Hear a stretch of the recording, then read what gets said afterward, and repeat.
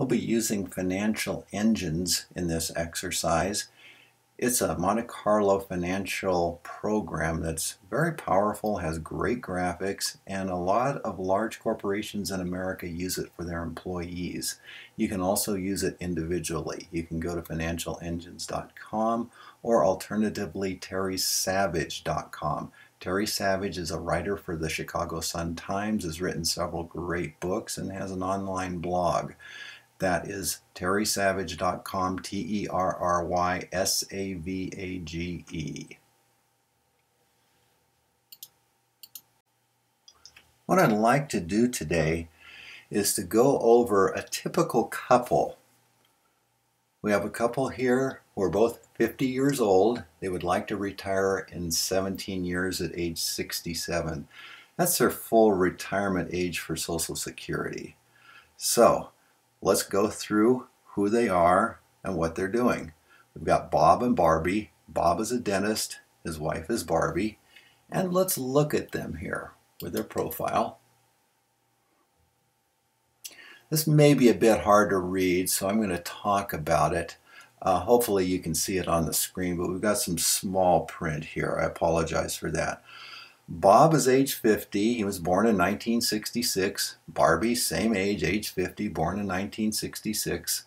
Bob is earning $250,000 a year in his practice. Barbie works for him. She's making $40,000 a year. They figure that in retirement they would like to have $175,000 a year pre-tax. Shows right here. They're going to retire at age 67, 17 years from now. Social Security estimate. For Bob, he's maxing out. He's going to get $31,500 per year at age 67. Barbie, well, she either is going to get what her Social Security paperwork shows or half of what Bob gets, whichever is higher. In this case, it's 1/2 of what Bob gets, or a little bit less than $16,000 a year. Okay, sale of practice. Bob thinks he can sell his practice for about $500,000 at age 67 when he retires. Inheritance. I put 0 on here. I actually put 1 in. If we put 0 in, it won't hold its place because a lot of doctors that I work with actually do get inheritances, expect them, and they happen. They live in Arizona, married, filing joint, and so forth. Let's look at their investments. Well, they have $300,000 saved at this point. They're putting in $45,000 a year. We came up with a very simple breakup of how they're saving. What they have, and I used Vanguard accounts just because Vanguard is easy to deal with. I know their system. It could be T. Rowe Price, it could be Fidelity, pretty much anybody. Anyway, they've got a total bond fund which has different types of bonds, primarily U.S. Treasuries, but some corporates, some high yields also. They've got $50,000 saved. Not a whole lot, but some. Primarily their savings in their tax-deferred account, which is an office retirement account, is in a S&P 500 index account at Vanguard. $200,000.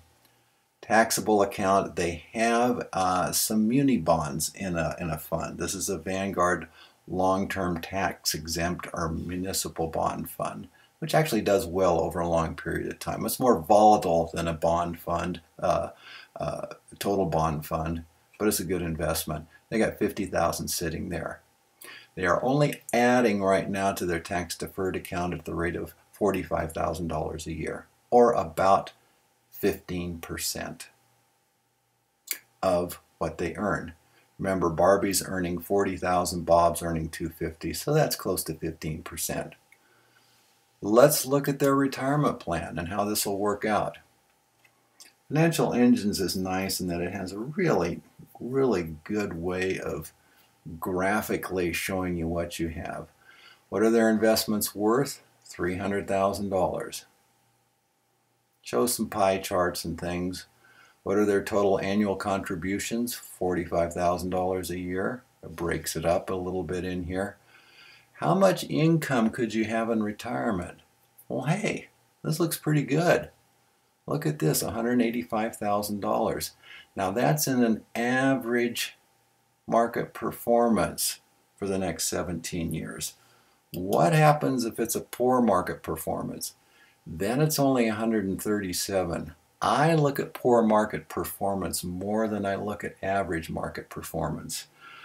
Going forward, most of the economists and financial advising geeks think that probably the stock market isn't going to perform great over the next 17 years. It might, and it may dive too, but they're not predicting fantastic performance. So I would go with this 137. And it just breaks it down here where they get their money. Well, let's click on a button up here at the top which says advice. Let's see how we could change things, and then I'm going to hit edit plan. This gives us a better idea. And Financial Engines gives us these great toggles. I really like this. Now it's saying you may change your portfolio risk, may desire to retire later. There's 3 different things that you can change here. Well, let's go ahead and zero them back out so they're the same and change a couple things. First of all, if they go to a more aggressive portfolio, what's going to happen? This is having a lot more stocks in it than they have right now. It says very aggressive.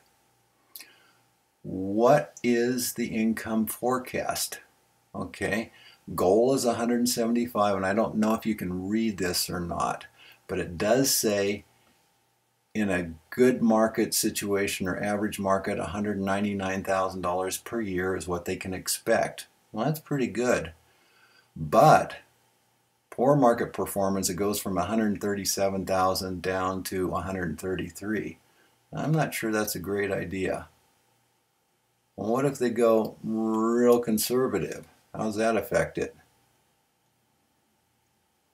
Okay, and an average market, 151,000. Well, that's worse.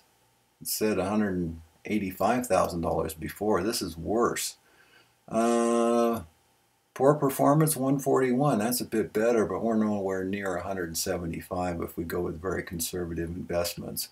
Well, let's go back to the risk level that they have right now. And let's kick up the contributions and see what will happen.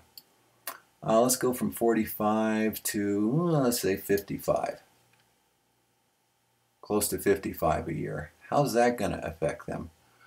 Well, in an average market performance, they go from 185,000 to 203. That's better. That actually is better. Also, poor market, it goes up to 148 from 137. That's about 10,000 more a year by pumping in 10,000 more a year for the next 17 years. I don't think that you're gaining a whole lot there. Let's actually put in 20,000 more a year, up to 65,000. These toggles, we're getting approximate amounts here. You can actually put in an exact amount, but it's easier to use the toggle. So we're close to 65. So $20,000 more a year, same portfolio risk, same retirement age. How do things work out now? Well, in an average environment, they're going to be well okay, even better. Remember, they started out at 185,000 in an average environment. Now they're 30,000 more. That's good. But in a poor environment, they're still not there. They've gone to 100, from 137 to 157. Not that great. Well, I think you guys know where I'm going here. It's working extra time. How does that change things? Let's add on a couple years. Go from age 67 to age 69. What happens? Well, under a normal environment, it goes from 185 to 221. Poor environment, all of a sudden it's 157. That's the same as adding $20,000 per year in savings. Working 2 more years gives them 157. That's still not great. Let's go out another year here. Let's go to age 70. All of a sudden we're up to 168, and that's pretty close to where he wants to be. That's pretty close. So 3 more years makes a big difference. Let's look at goal forecasts here also. Will he be in good shape the way he is right now, working till age 67, 62% likelihood chance of not running out of money before both of them die. Working to age 70, 93% chance. 3 more years makes a huge difference, and guess what?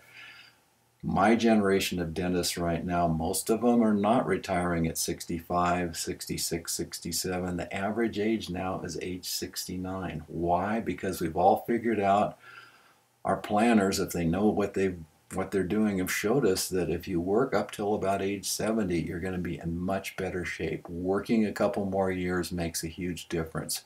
So realistically, Bob and Bobby, our age 50 right now, probably makes sense for them to work for 20 more years. Thank you so much for watching this.